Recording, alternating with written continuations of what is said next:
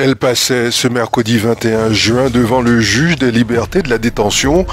La seconde animatrice impliquée dans l'affaire des bébés, Léane Eliane Hakim, brûlée dans une crèche de Remiremont-Joly, est retournée en cellule. Cette salariée de l'établissement Bébé d'Amour, âgée de 22 ans et née à Maripasoula, avait demandé un délai pour préparer son audience, laquelle a eu lieu à huis clos sur demande du parquet et de la défense hier pour éviter la pression médiatique autour de ce dossier qui générait de la tension. L'avocate de la défense a notamment évoqué la haine des réseaux sociaux. Cette dernière a d'ailleurs fait appel de la décision. Sa demande sera examinée par la chambre de l'instruction. Comme sa collègue placée en détention provisoire depuis le 17 juin, les chefs d'accusation retenus à l'encontre de l'animatrice sont violences volontaires sur mineurs de moins de 15 ans ayant entraîné une ITT de plus de 8 jours et non-assistance à personne en danger. Le 22 juin est la journée nationale de réflexion sur le don d'organes. La greffe et de reconnaissance aux donneurs. Le petit ruban vert en est le symbole. À cette occasion, l'équipe de coordination du don d'organes du centre hospitalier de Cayenne organise des rencontres de sensibilisation. Après Cacao, le lundi 19 juin, une rencontre publique est prévue ce jeudi 22 juin à 18h30 au centre socioculturel de Roura. Le comité régional de suivi de l'élaboration du plan pluriannuel d'activité 2024-2028 de la SAFER a été installé hier mercredi en préfecture.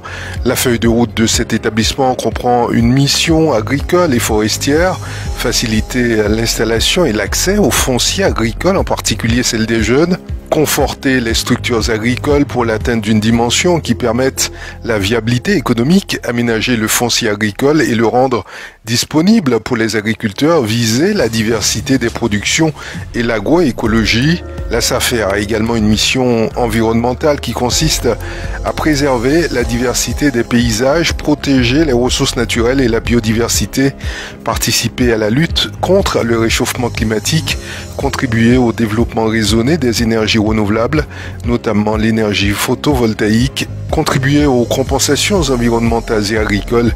Aussi, une mission de développement durable des territoires ruraux, accompagner le développement local, contribuer à la vitalité des territoires et au renforcement de la souveraineté alimentaire. Et enfin, une mission de régulation et transparence du marché foncier, lutter contre la spéculation foncière, contribuer à la protection du foncier agricole, assurer veille et observation du marché foncier. C'est une grande fierté pour Florence Losanguiez, fondatrice de Yana Bio. Ces pâtes fraîches et sèches réalisées à Kourou ont été sélectionnées pour faire partie de 124 produits mis à l'honneur dans la grande exposition du Fabrique en France qui aura lieu à l'Élysée les 1er et 2 juillet. Cette initiative créée en 2020 a pour but de, je cite, mettre à l'honneur les entreprises, les artisans, les producteurs et les industriels qui s'engagent pleinement dans la fabrication française. Yana Bio travaille avec des producteurs présents dans de nombreuses communes guyanaises. À travers les pâtes de Florence Losanguiez, ce sera également tout le savoir-faire guyanais qui sera mis en avant. Océane Francillonne, championne d'Europe espoir d'escrime, la tireuse guyanaise a remporté en Hongrie le titre de championne d'Europe U23 par équipe à seulement 18 ans, avec un supplément, une 8e place en individuel. Le tourisme brésilien a retrouvé de belles couleurs depuis fin 2022, début 2023. Le géant voisin a en effet bénéficié d'une bonne reprise des flux touristiques nationaux, mais surtout internationaux.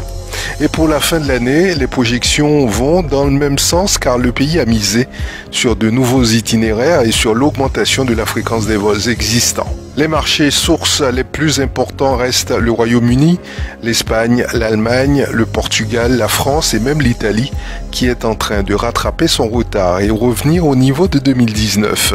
Embrato, l'Office du tourisme brésilien, a annoncé dans un communiqué qu'entre avril et décembre 2023, une augmentation de 107 465 sièges est attendue pour les vols de la France hexagonale vers le pays sud-américain. C'est plus 32,25% par rapport à la même période de l'année précédente. C'est la fin de ce flash, je vous remercie de l'avoir suivi. J'aurai le plaisir de vous retrouver lundi sur Radio Mayuri.